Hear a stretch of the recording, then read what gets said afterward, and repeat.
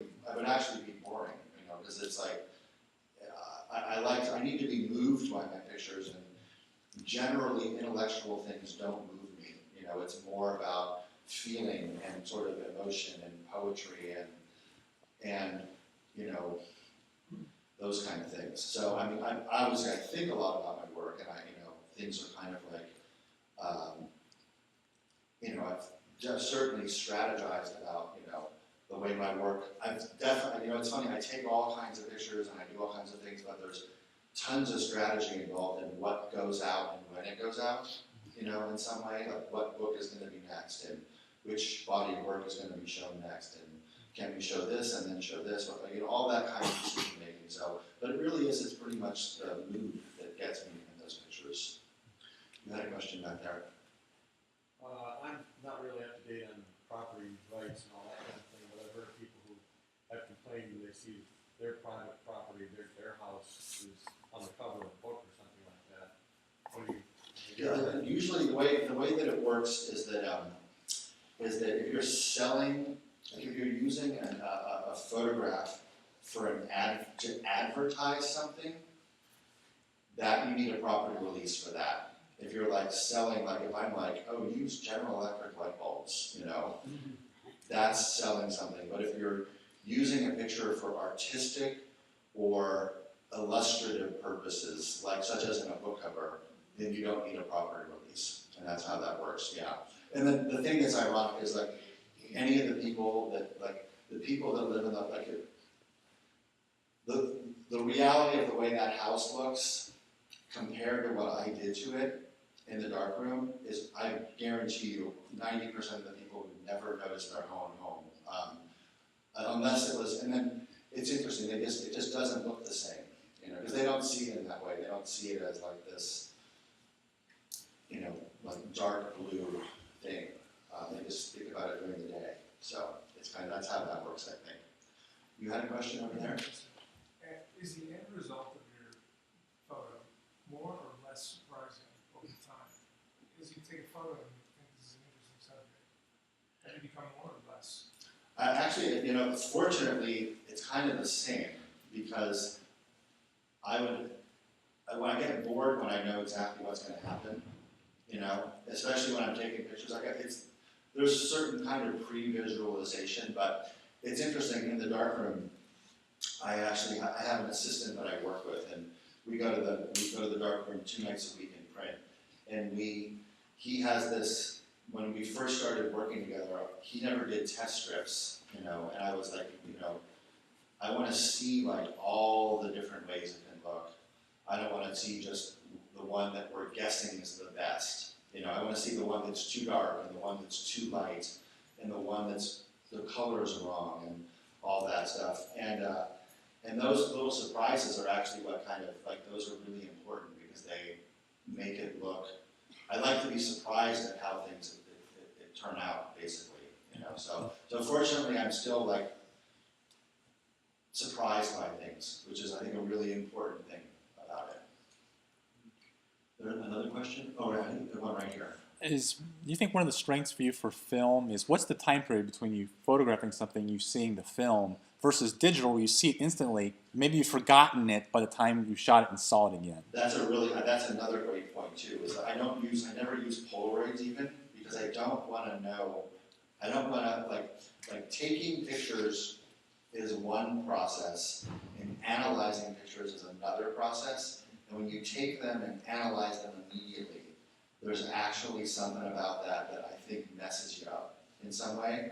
And I think there's something to be said for that gap of time that happens. Because the other thing that's interesting is think about how many great snapshots, those random junky snapshots that were wrong, that get deleted right away, that we'll find in our photos, and we're like, wow, look at that freaky picture. Like, those things are being like lost, in the delete button right now, and it's a tragedy actually, because there's amazing pictures that come out that way. But I really think as an artist, I think that making and analyzing are different processes, and you kind of have to.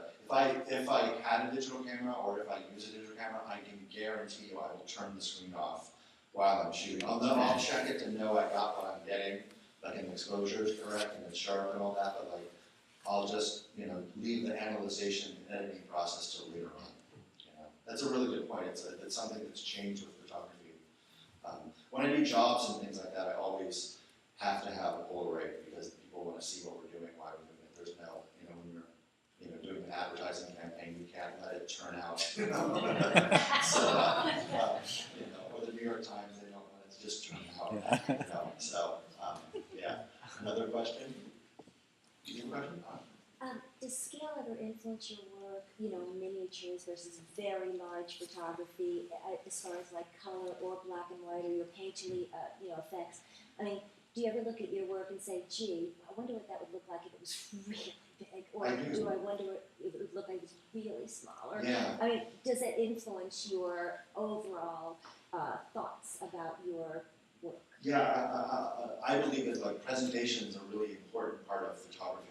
That the size you print things and the way you frame them and the way you put it all together are really key. And then there are definitely times where I've seen things and I thought I can't wait to see that 40 by 50 because it'll really look, especially the painterly ones, like they look really amazing in a larger scale. And then they also look really great as 11 by 14, but they're just different, in some way. So I like that. I print all my pictures 8 by 10 first, and then I go and do the larger prints later on. And then, so I live with them as 8 by 10s first, just to see what they're like. Yeah. Another question? Were you influenced at all by Versailles? Versailles? I've never been there, actually. Versailles. Oh, Versailles, yes. Yes, I am influenced by him. Absolutely. There's something, he did a book called Paris at Night. Yes. And it's an amazing book, and yes, I'm definitely influenced by his work. There's one in particular, there's a sidewalk with like a wall of trees, and I really love that. It goes down into the perspective and the distance, and I really love that picture. Yeah. Uh-huh. You ever shot anything in Youngstown, Ohio? I haven't. I've been We have through there. lots of material for Oh you. yeah. And we have fantastic, over 200 some acres, Mill Creek Park. Be careful, she's in real estate. Okay. Right. All right, any other questions? Okay, oh yes. Yeah, I can vouch for Todd because he was our neighbor. His mom and dad and Todd and his brother, Darren in the front row. And he did the BMX bikes. Yeah. And they had a trail out in the woods. You can come back and photograph that trail still in the woods. No, I've seen it actually. I've seen And it. we're all very proud of you. Thank you. And we're glad that you're still alive. We always thought you would break a leg and an arm. So You good. were doing the Right. ramps, building the ramps out of the side. Right. And so we're all very proud of you. Secondly, you're very blessed because obviously you love what you're doing. It's You true. keep using the word, I love this, I love this. And so you must be a great teacher because I think that love of what you're doing and that enthusiasm comes out. Well, thank you very much, Carol. I appreciate that. I very much appreciate that. It's funny, on our street, there's two famous people, Carol King, which is right there, and Marilyn Monroe. Where my babysitter was Marilyn Monroe, literally. And Carol King, so. But thank you, Carol, I appreciate it. Denise Drive in Kent, man, it's a great place. Another question? Okay. It's dark. Oh, it's dark?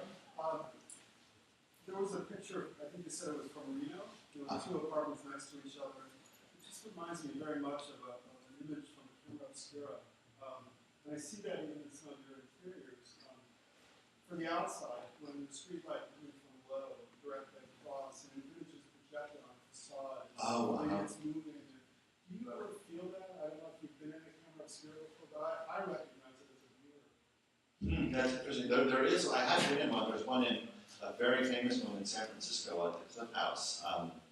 It's this room you can walk into and see, but it's funny, it's the ocean that you see.